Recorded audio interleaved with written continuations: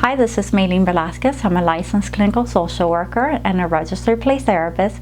And today I was hoping to bring you a strategy that you can use when working with very young children, specifically children ages 3 and up. I'm going to be sharing with you a kinesthetic storytelling technique, which is based on the work of Dr. Courtney. I spoke about Dr. Courtney in a previous video, and I mentioned that she is a play therapist superstar. You can find her information in the description section to learn a little bit more about her work. Today I'm going to be sharing with you a short version of the Magic Rainbow Hug. There's 3 ways that you can share this story with clients. 1, you can share it in the way that I'm sharing it with you and then practice it with clients and their caregivers. 2, you can purchase a Magic Rainbow Hug and you will find the story inside the book. And 3, Dr. Courtney is going to have this short version of the story in her upcoming Expressive Therapies book. I will link that below so that you have that information. As an infant mental health specialist, one of the things that I'm often looking to support is strengthening the relationship between parents and young children. Another thing that I think is equally important is increasing the parents' attunement of what the child needs, what they like, what they don't like, and supporting their reflective functioning.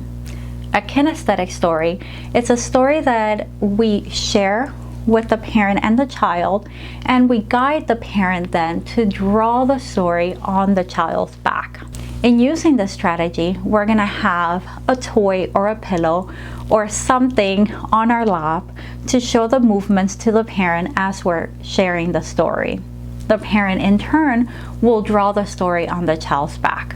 As I share the story with you, I'm going to be using my Mimi and drawing the story on Mimi's back.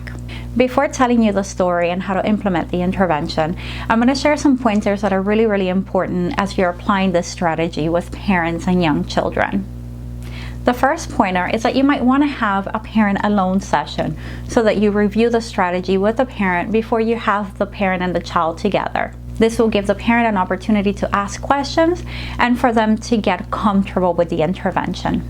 The next thing that is important to do is that you want to guide the parent always to ask consent before touching the child. Asking for consent can be done in a really fun and playful way, like asking the child, "Would you like a backstory?" Checking in with the child, assessing their readiness is going to help, 1, the parent to kind of start attuning to the child, and 2, it's going to help the child to develop this really sense of themselves where they have the right to say yes or no to touch that feels good, that doesn't feel good, and touch that they want and that which they don't want. So in essence, if a parent asks the child in session whether they want a backstory and the child says no, and then we ask again and the child's like, no, then we're going to move to another activity. This is going to be crucial in the development of healthy boundaries for that child. In the next clip, I'm going to be sharing with you the story, the movements, and the way that we do this intervention with the parents. As you work with parents in developing some kinesthetic storytelling techniques, if you're doing this on video, you want to make sure that the parent can see you, that they can see where you're going to demonstrate the techniques, and that you have kind of that right setting. And so now that we have everything that we need, the next step is to ask for consent. And you can do this in a lot of different playful ways, but you want to model for the parent. Ideally, you already had a session with them and you discuss what the importance of consent and why we do it. So I'm going to say, maybe, would you like a backstory? Yeah? Okay. I think maybe likes a backstory. I can also say, all right, maybe, would you like for me to tell you a story? You would? Okay, now this story, I tell it on your back. Is it okay if I touch your back? Yeah? Okay. All right. And so I think Mibi's ready for the story. And so I have my Mibi set up, ready for the story. And if you notice, I have a big pillow in front of Mibi. So one technique that you can use is that you can give the child a toy of their own so that then they can draw out whatever the parent is drawing on their back. And this is a really good way to keep the child engaged and to get them to have fun. And so as you get ready to tell the story, there's a few things that you want to check in with your client. You want to check in what their favorite animal is, because you're going to be using that in the story. And then you also want to check in what their favorite type of shelter is. And you might have to give them some options. Do they want a castle in the story, a house, a tree house, a tent, or whatever else that they would want? This is going to be the safe space that they go to in the story. And so why don't we get started? In my story, Mimi chose a giraffe.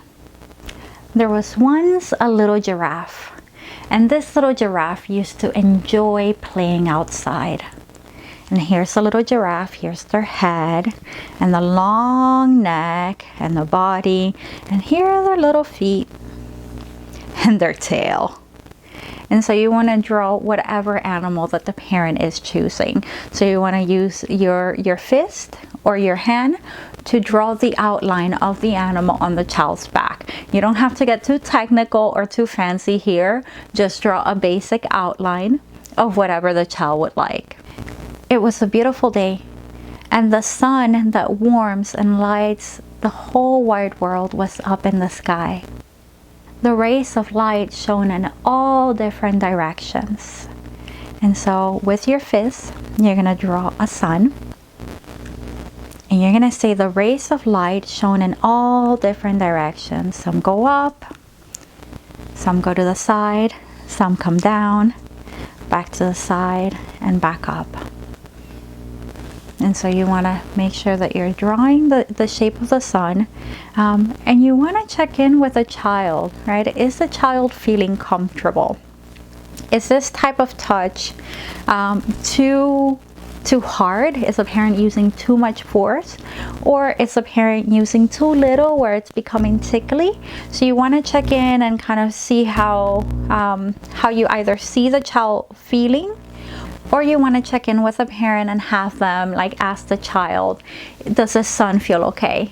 Do they want the sun to be a little firmer? Do they want it to be a little softer?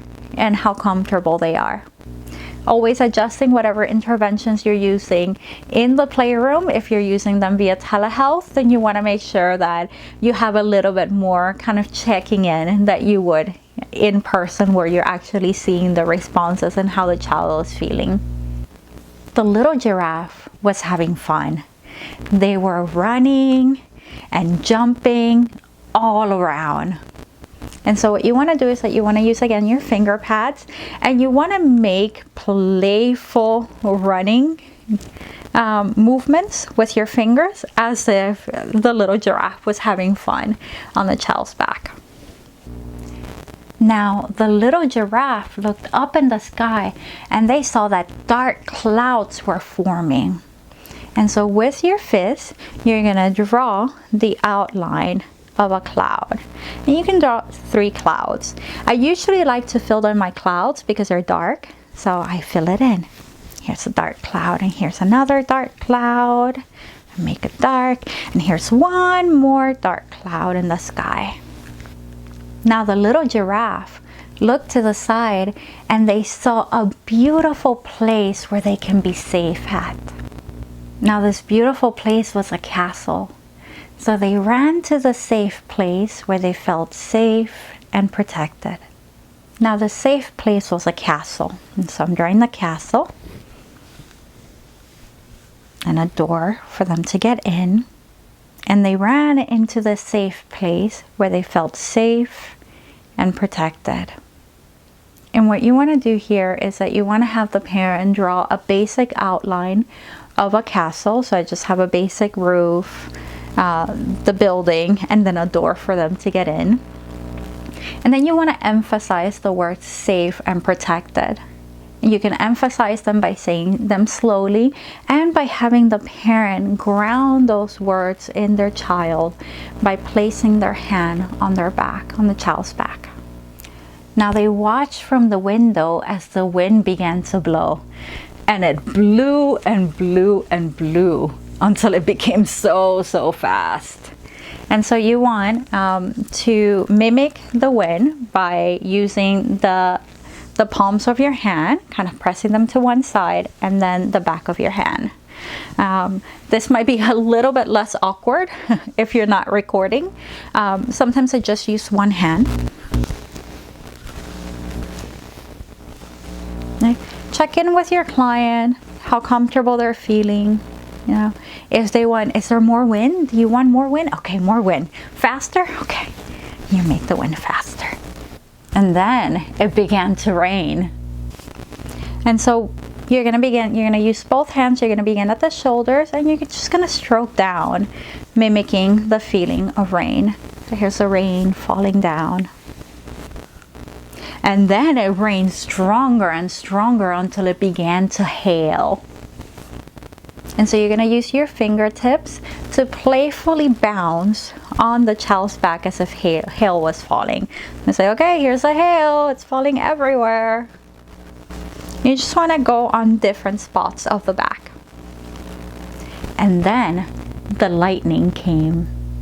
You're going to use your fist to make a zigzag motion on your model. And so you're going to begin at the top of the shoulders, and you're going to make a zigzag. Here's the lightning. Moving back and forth across the spine. And then it began to thunder.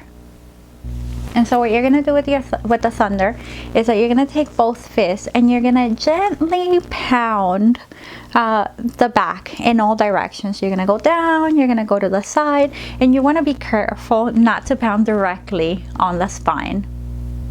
And so here is the thunder. And as you're having the thunder, you want to check in with the child whether the pressure is okay, whether they want a little more.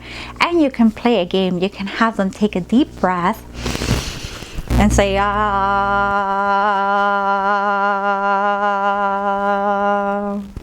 And you can check who can go ah the longest. And it's usually a fun thing because when somebody's pounding on your back and you're saying ah, it sounds all robotic and fun. So it's usually cute to see parents and children playing this part of the game together. And then the leaves started to swirl. They began on the ground and they move up, up, up into the sky. And then it happened again. They blew up, up, up, all the way into the sky. And so with this movement, you're going to use both fists and you're going to do a swirling motion up the child's back. Here's the leaves swirling, going all the way up. And then all of a sudden, a strong wind comes and it blows all those clouds away. And so what you want to do is that you want to place your hands on the child's back. And then you want to sweep their back, kind of sweeping away those dark clouds. And you want to go from right to left. Here's the strong wind sweeping those clouds. You can also have the child take a deep breath and to blow away the clouds. So let's try it.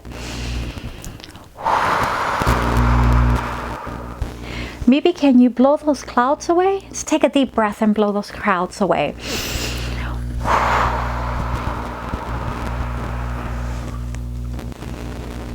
Then the sun came out again and it shone big and bright out in the sky. And so we want to draw the sun and you want to have those outlines. Then the little giraffe ran out to play and they looked up in the sky and guess what they saw? They saw a rainbow, big and beautiful, appeared in the sky. The rainbow had the colors green and purple and red. And what other colors maybe? Purple? Okay, let's do purple again. Here's purple and orange. And so you want to engage the child at this point and ask them what colors are they seeing in the rainbow? What other colors do they like? And then the motion for this is that you're going to do with your fist a half circle on the child's back, while the parent will do a half circle on the child's back, and you will do it on maybe. And so you do the half circle and then you do a sweeping motion. It's a very grounding move. So half circle, here's the green, here's the red, here's the yellow. And so you do all the colors, and now there's no more colors left in the rainbow. Then something really special began to happen. The little giraffe looked up in the sky and noticed that all the colors of the rainbow began to melt, and they fell all over their body. All those beautiful colors began to cover each and every part of their body. And then here you would direct the parent to engage the child by asking them, where would all the colors of the rainbow fall?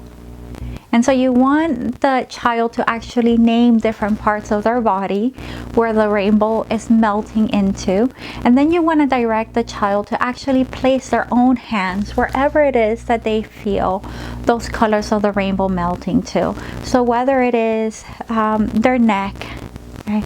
And you have the child place their neck, and where else is the rainbow melting to? And maybe says his belly. So maybe it's placing their hand on their belly. And where else maybe says their feet. And then maybe says their back. And the last place that the rainbow flowed to was the giraffe's heart. And so you would have the child then place their hands on their heart. And if your parent is available and willing, you can have the parent kind of place their hands over the child's hands. And this is a nice way to wrap up the intervention. I hope that this was useful and helpful in your practice. And if there's anything else that would be useful for you to hear that can support your work, please feel free to let me know. Thank you. Bye.